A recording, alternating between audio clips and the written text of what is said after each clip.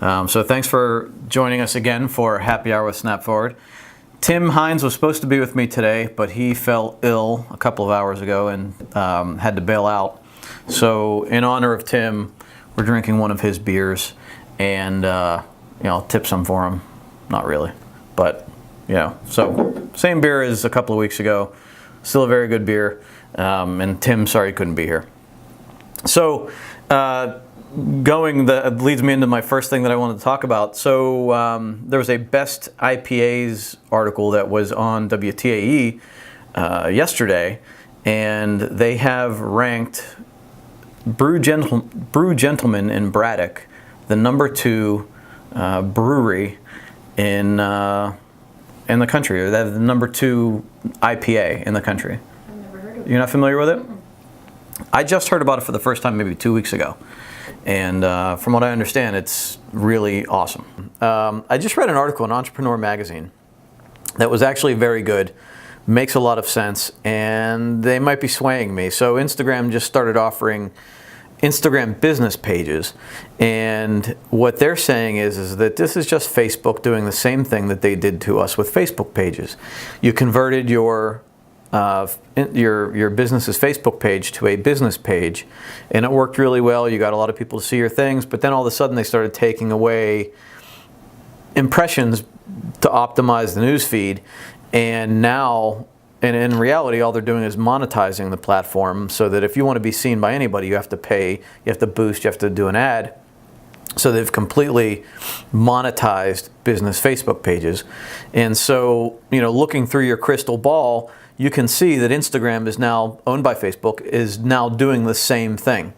They're saying, hey, you have this really successful Instagram account, and why don't you go to a business account, and now you'll get analytics and you'll get all these features. Yeah, isn't that great? Well, guess what's going to happen in 5 years? You're not going to have anybody seeing your account until you pay to boost it, and that's exactly what they want. So this article on Entrepreneur, and we'll link it up when we do the blog post for this video. Three reasons why not to make Instagram a business account. One is you maintain your organic reach. Let me check that. Siri thinks I'm talking to her. You'll maintain your organic reach. You'll avoid being labeled as sponsored when you do a post on your account, and you keep your ability to act human. And this is a very good concept here, or an idea. She says, I believe lifestyle brands that create the least amount of friction will win, i.e. brands that naturally fit into people's lives will win. In order to do this, brands must act human. And I think if you look at any brand, and it goes to the discussion we had last week about being too promotional, if you have conversations with your followers, if you interact with your followers and talk about things that your followers want to see, those are the accounts that get the most interaction, more followers, and the best interaction. So very good article, and very good idea. I have moved one of my accounts over to a sponsor, to a business account, so now I'm second guessing whether I want to do that going forward. So what I wanted to talk about, our topic today is customer service. So I had a great customer service experience last night. So we went to, I had, to fix a bad customer service experience, we had to go to dinner last night afterward while we were in the area, and we went to Monticello's Pizza. Are you familiar with it? What area were you in? North Hills. So Monticello's Pizza is a pizza place up in the North Hills. They have like 6 locations, right? They don't have any in the South. And I had a great experience. It was clean. The waitress was incredibly nice. The food was great. The pizza was great. We got a salad also, some apple walnut chicken salad. Everything about it was a great experience. And, you compare that to restaurants that constantly, they have a hard time maintaining waitresses and servers and staff, the bathrooms being dirty, that, like everything seems to be going wrong, and they always say that it's hard to maintain good employees. But you see this one restaurant that seems to be doing incredibly well. What are they doing different? And I think that when you see a place doing it that well, you know that it is possible. And when you see somebody that's not doing it well, you wonder where they're falling off the rails. So on the opposite side of that, bad experiences. Can you think of anytime you've had a bad experience with anybody or a business? So many times. I know, right? Macy's and Apple, probably. Macy's and Apple. Yeah. What's your Macy's experience? Macy's, I had to call them like 5 times about some small issue, and they kept telling me, "Oh, we'll get it for you. We've done it for you. Great." Call them back. Same thing. Like 4th time, finally somebody did it for me. Apple put me on hold for like probably 25 minutes and then hung up on me. And then you got to call back and do it again. Yeah. No, I didn't even call back. I gave up because they were. I was on the phone to fix an issue about something, and then they got me on a track about something else, and then they were trying to fix something else, and then hung up on me and never even fixed my initial issue. And probably didn't call you back then either. No, they didn't call me back. He was like, "Let me help you," and we put me on hold, and then I'm sitting there on hold like, yeah. Okay, and then it just clicks, shuts off. I had a significantly bad experience that was just compounded by someone not helping in the first place, telling me the wrong thing to do, advising me incorrectly, trying to sell me something else to fix the problem when it wasn't necessary. And then the manager has to get involved. And then when the manager gets involved, they have to backpedal and put a ton of effort into rectifying the situation. So I don't know how much how much time the general manager's time is worth. I don't know what else he could be doing rather than dealing with me, but he probably spent a few hours on me, if not more, trying to rectify the situation. And when we couldn't, ended up having to refund my money, and it turned into a bigger deal than it probably needed to be if my situation would have been rectified months ago. So, I guess, aside from losing customers or not getting customers that person is then talking to, creating this friction that happens between a customer and your people, and then avoiding major negative events, bad press, it all comes down to customer service and how your employees and how the organization treats its customers, right? So, your bad experience going to Kohl's, that probably dissuades you from buying things at Kohl's because you don't want to go back to the return section. Right. So for me, I can go to Macy's and I can buy something, and I know you said Macy's too, but I can go to Macy's, I can buy something. If I don't like it, I can go to any desk and return it at any desk. It's a much simpler process, right? You can buy anything at any desk there too. Right. Mine was an online thing, and I never online shopped at Macy's, and it was just because I was, at college, and I was like, well, and I had a gift card or some reason for shopping there. And I would go into a Macy's and shop. It was just their whole customer service on the phone was not. They're fine in the store. I'm fine with it. But if you ever need good customer service, Lynn says it's her favorite store, Kohl's. I know. Kohl's is my hell. But if you ever want amazing customer service, I've never had a bad problem, and I never have heard of anybody with a bad problem. Nordstrom. If you need to buy anything, like anything they have. It will help you with anything. They'll return anything. They'll fix anything. They'll take anything back. And they'll be so nice about it. Well, so you bring up a good point. Nordstrom, very high end, treat their customers very well. And Tim, I'm going to get back to Tim's thing here in a minute. Excuse me. It's not even too high end, Well, it's not too, but most people wouldn't go there because it's pricier than a Macy's or a Kohl's. I feel like, if I go into the store, I feel like it's more higher end than when I shop online there. Well, there's no reason they can't provide, why they can provide better service than anybody else. And it comes down to training. Even like the high-end places at the high price point don't have to be the only ones that can be excellent at customer service. You can train your people to behave and to treat customers in a certain way, have a service or servant mentality. And it prevents a lot of inefficiencies along the way. So if your people treat customers the right way, if you have processes that enable quick resolution of problems, then you don't run into these major issues and time spent resolving the problems. Well, and they have free shipping. So whatever you want to buy, you just know you don't have to think of that. Yeah. You just have to think of some tax and no shipping. Yeah. I'm always on other websites like, I've got to pay for the shipping. What am I doing with this cart full of things? You still have to pay like $8. Like, Yeah. but I did hear J. Crew is coming to Nordstrom. So J. Crew, you have to pay for shipping on their website. So if I need to buy anything from J. Crew, I'm just going to go to Nordstrom's website Right. and waive Right. that fee. Well, and I have an experience with Amazon the past couple of weeks. I don't know, like I see Amazon sometimes gets good and then they get really bad. Like with Prime, things will get delivered in 2 days the way it's supposed to, and then sometimes it's 3 days.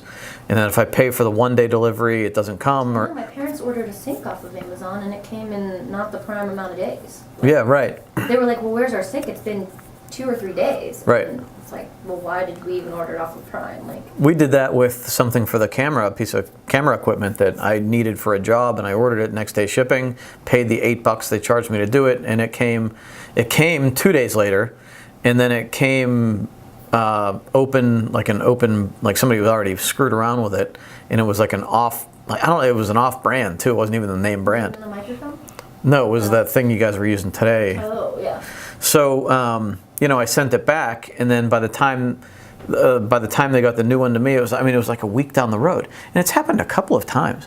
And I did a dress return. I bought my wife a couple of dressers for our anniversary, and we returned the ones that she didn't like, and they didn't count one of them that was in the box. So I had to go back and forth on chat for 15 minutes to get credited for the dress. Well, and speaking of complaints, so going to Tim's comment here, he says he's had many bad experiences, many of which were made better as a result of reaching out to the company on Twitter. That works. It does. So, I've heard good and bad things about doing that, because sometimes you're like shaming somebody into like giving you free stuff, right. but also sometimes it's like they really screwed up and they need to fix it, and you're publicly saying like, this was bad on your part. Right. Yeah. Well, I can say that. So, in my instance that just recently happened. Now there's if you're talking about Comcast on Twitter, they're not going to respond because there's a million people saying how bad Comcast is on Twitter.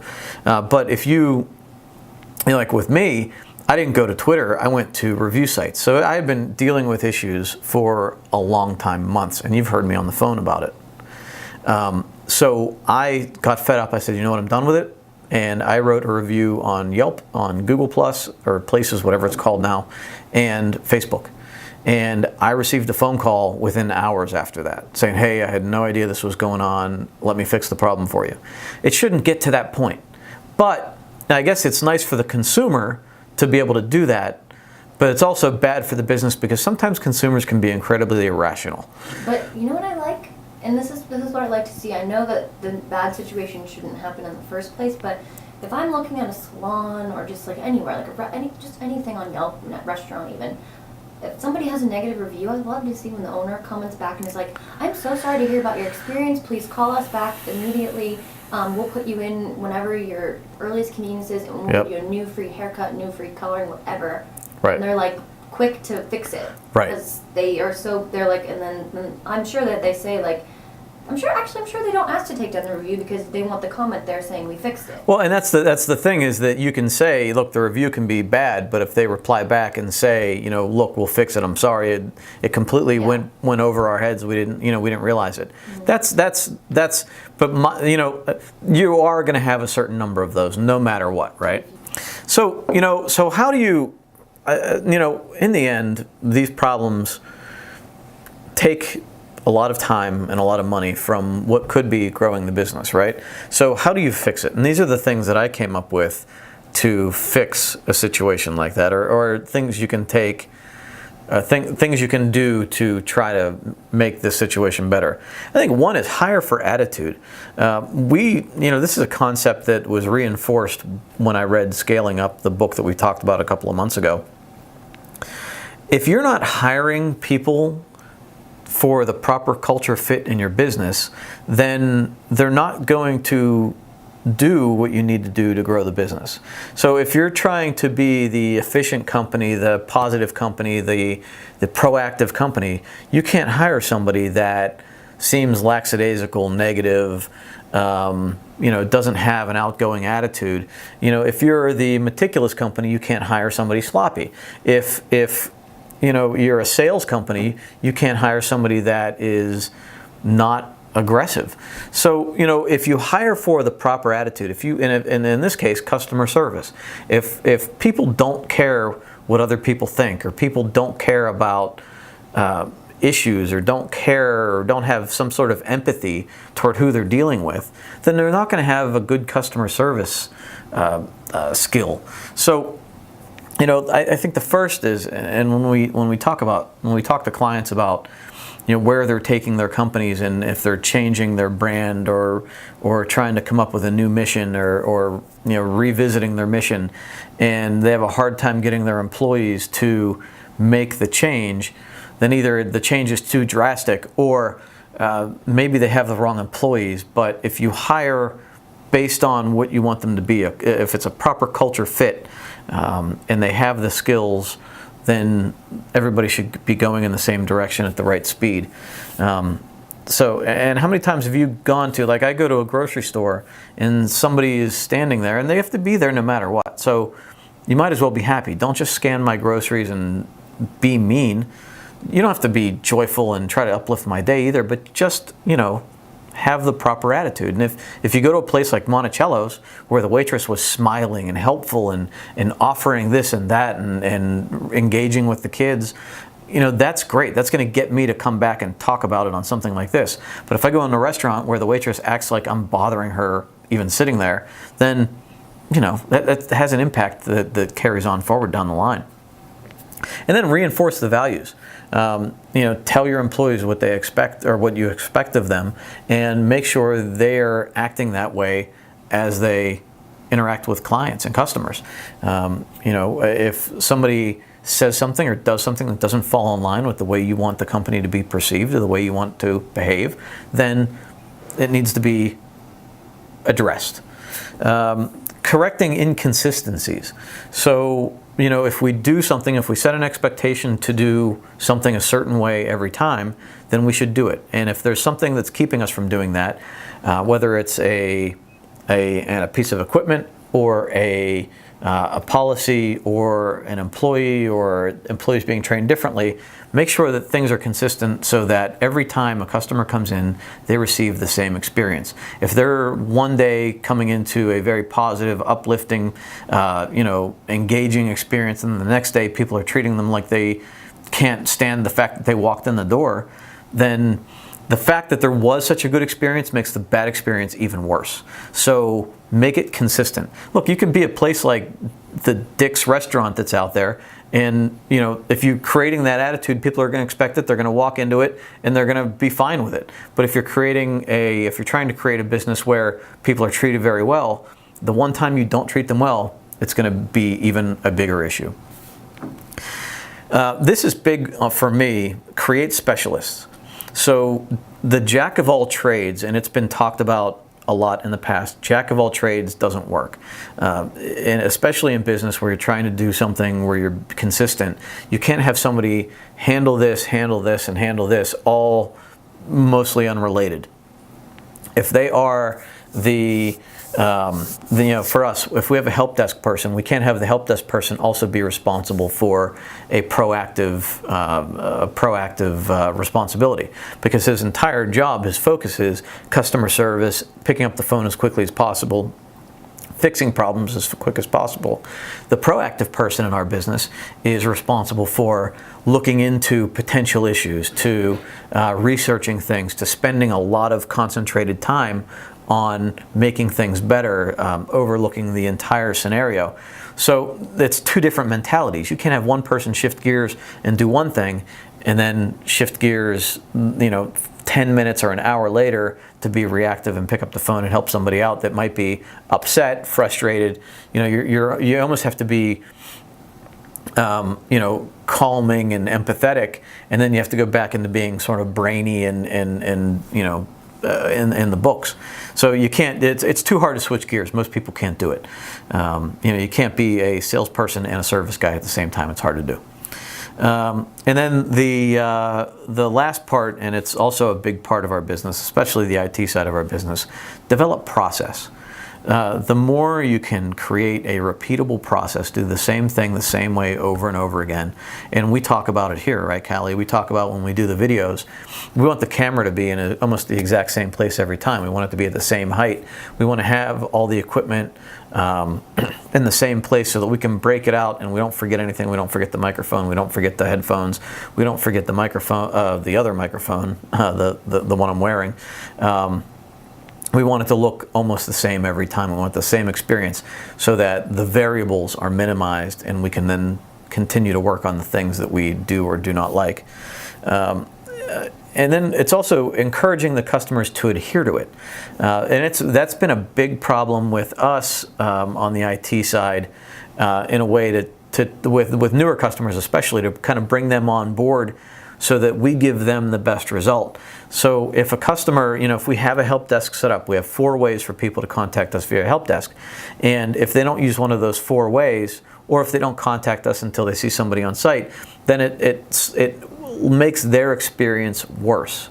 And if we're trying to make their experience better, and if we develop these things to make that happen, then, if they buy into what we do and if they buy into the result that we're going to give them, then they also in a way have to help us out and help facilitate it. And so we will say to them, help us, put us in a position to succeed for you. So, these are the ways that we best find that we can be the best we can for you. And, the more you can adhere to it, the better the experience will be. That doesn't mean that we're that rigid that if something falls out of that, that we can't handle it, but we want to minimize those so that when it does fall out and when it does happen that it's a little bit odd, that it doesn't work exactly the way we want, it's few and far between. So we're ready to handle it when it does happen. I review the processes. For us, we just reviewed, what's keeping some people from calling us. When the people that don't call us, is it because they don't like the way we're answering the phone? They don't like the interaction. They don't like the time it takes. They don't like, maybe some people don't like to be on speaker, and we had some people that were using speakerphones, so we started using headphones because some people are uncomfortable with the way that it sounds, and I know I am also. So we stopped using speakerphones. So, there's different things that you can do to streamline it, and you might even be causing some friction that you don't realize it. And so you almost have to put somebody through the process and see, okay, if I were this customer, I would do this, and how do I feel about it? Or maybe even have a fake, hire somebody to come in and go through the experience and see how it goes. And then refine based on the review that you did, based on what you found. Refine the process, find a way to make it a little bit better. And as you continue to do that, as you get better at it, people become happier, and then hopefully refer you or talk about you to other people. So, for me, customer, I'm very interested in the customer experience. It gets me incredibly angry, or I don't want to say incredibly angry, but it gets me, it bothers me when I see companies doing it wrong, because it doesn't take a whole lot of effort to do it right. And there are certain things that you see, even if a customer's upset, when an employee responds negatively to that, it doesn't further the problem. In fact, it probably makes it worse. So if the employee has the mindset that, reacting improperly to a customer's complaint doesn't further anything, doesn't make it any better. It's not about me, it's about them. And maybe the customer's completely wrong, but reacting to it in the proper way, maybe it keeps the relationship, maybe it doesn't, but at least you were a better person for reacting the right way. And in the end, the business should run more efficiently. The customer experience is a lot better, and I think that it's more respectable, to be honest with you. I think everybody can think about an awful experience they've had with a company, and you can contrast it with a great experience, and you probably want to and look forward to going back to those companies or businesses that treated you incredibly well. I mean, even the Monticello's. Monticello's, I had paid $15 for a pizza. Same price you pay for a pizza anywhere else. But the customer service was so much, markedly better than any other place I've been recently, especially at that price point, that I would highly recommend somebody go back there. And I would go back there. So some places do really well with having purposely bad customer. Well, that's like that Dick's restaurant, right? It's the same Yeah. thing. Like you Some can, places, I mean, not even like, is that a chain? Not even like that. Small, like, hometown places do well for their grumpiness. Like, you're known for, like, Right. kind of just being like, hey, can I have an extra this? And they're just like, fine. And, like, go get it, you know. I think as long as you can set that expectation, that's okay. That's okay. But, you know, at some point, then somebody with a valid argument might have to handle that person too. So, but I think that, you know, in the end, the bottom line with this is customer service, I think, makes the difference between, yeah, there's some companies that are moderately successful. I think customer service is one of those things that makes the difference between the moderately successful and then those ones that really figure it out and are incredibly successful. So that's my spiel on customer service, and I think that you know, hopefully it was beneficial to somebody out there, and that you know, we'll see. If you have anything to say or anything to add, certainly put it in the comments. You can put it on the comments on the Facebook post, or on the YouTube channel, or on our blog. Let me know what you think. You know, what's your worst customer experience, and what is something that you would recommend companies do to improve the customer experience, other than make their product free. That's all I have here. Build affinity, Tim says. Build affinity. Look, that's a marketing guy right there. Yeah, absolutely, absolutely. What do you got going on this weekend? Anything big? I'm going to Charlotte You're going to Charlotte. Oh, that's good. When are you leaving? tomorrow, Oh, cool. When are you coming back? Sunday. It's a quick trip. Visiting the boyfriend? Cool. Lynn has friends coming into town, or family coming into town for the Penn State game. So we're going to be seeing them this weekend. And there's a couple other things going on. I can't remember exactly what's on my calendar, but I think this is also the last weekend for the pool, so we're going to try to do that, I think, one time. All right, cool. Hey, thanks for tuning in. I appreciate you guys watching, and we will see you next week.